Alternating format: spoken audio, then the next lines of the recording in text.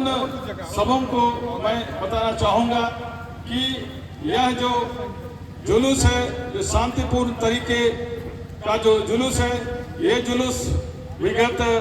10 अगस्त को निर्धारित की गई थी। उससे हम लोगों ने हमारे आदरणीय पूजनीय दिशोम गुरु शिबू सोरेन की मृत्यु के बाद में उस 10 तारीख की तिथि को आगे बढ़ा करके आज 17 तारीख किया था। आप इसके बाद में विभिन्न घटनाओं को आपने अखबारों के माध्यम से, टीवी के माध्यम से सुना और देखा, और उसमें सबसे बड़ी जो घटना है जो हमें उद्वेलित किया है वो है हमारा दुर्ग रेलवे स्टेशन जो छत्तीसगढ़ में, वहां पर हमारी 2 धर्म बहनों और 3 आदिवासी युवतियों और 1 आदिवासी युवक के साथ में वहां का जो रेलवे प्रशासन की देख रेख में छत्तीसगढ़ दुर्ग में जो भी असामाजिक तत्व लोग हैं, उन लोगों ने उनके साथ में जो दुर्व्यवहार किया, वो सभी को हम लोग फोटो सब में हम लोग देखे हैं। यह बहुत ही अकल्पनीय और निंदनीय विषय है। हमारी धर्म बहनों को वहां की कथित समाज सेवी या कथित बजरंगी ज्योति शर्मा के द्वारा जिस तरीके से जेल के अंदर भी पुलिस की उपस्थिति में लताड़ किया गया, उन्हें लताड़ा गया, उन्हें गाली दी गई, वो उसकी जितनी भी निंदा की जाए वह कम है। आज इस भरे मंच में इस भीड़ के माध्यम से इस घटना का हम भरपूर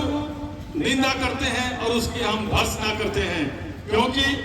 हमारी जो दोनों धर्म बहनें और वो तीनों जो आदिवासी बेटियां, वो सभी कोई बालिग हैं, पढ़ी लिखी हैं, वे अपने अपने स्तर से अपने अपने काम के लिए वे जा रही थी। वहां पर उनके ऊपर धर्मांतरण का झूठा आरोप लगा करके शिष्यों को लगभग 17 दिन तक जो है जेल की काल कोठरी में रखा गया। इसकी जितनी भी निंदा की जाए वह कम है,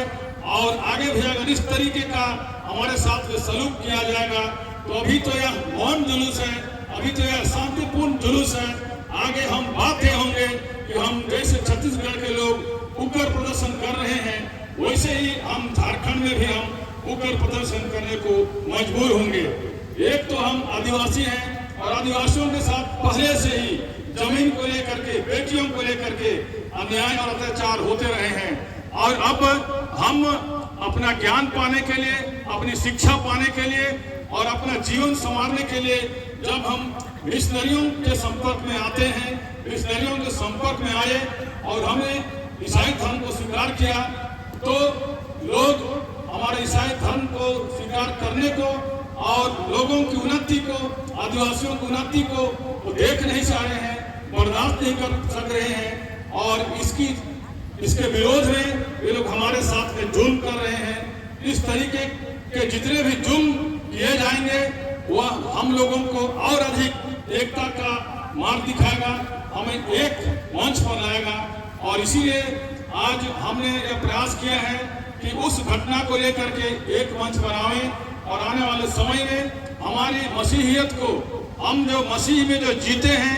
मसीह में चलते हैं, मसीह में राज्य करते हैं, हम अपनी मसीहियत को हम बचाए रखेंगे, और साथ ही साथ में हम अन्याय के खिलाफ, जुल्म के खिलाफ, शोषण के खिलाफ हम लड़ने के लिए भी तैयार होंगे।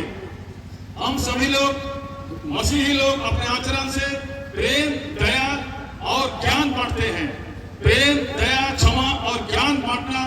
किसी भी समाज के लिए एक तरीके से बहुत ही अच्छा काम है, यह कोई बुराई नहीं है, यह बुरा काम नहीं है। तो अगर हमारा मसीही समाज जहाँ दया, प्रेम, क्षमा बांट रहा है, शिक्षा की ज्योति बांट रहा है, आखिर हमारे साथ ऐसा क्यों जुल्म होता है? हम आज ऐसे जुल्म करने वालों से, ऐसे गुंडागर्दी करने वालों से हम सवाल करते हैं कि हम जो कुछ देते हैं, जो बांटते हैं समाज में, देश में, उसके बदले क्या आप हमें यही देते हैं? हमारी बेटियों को, हमारी धर्म बहनों को आप बेइज्जत करते हैं, आप उन्हें निर्दोष लोगों को आप जेल में डालते हैं और आप वाहवाही लूटते हैं। आगे के दिनों में मसीही समाज इस तरीके का कोई भी घटना को बर्दाश्त नहीं करेगा, और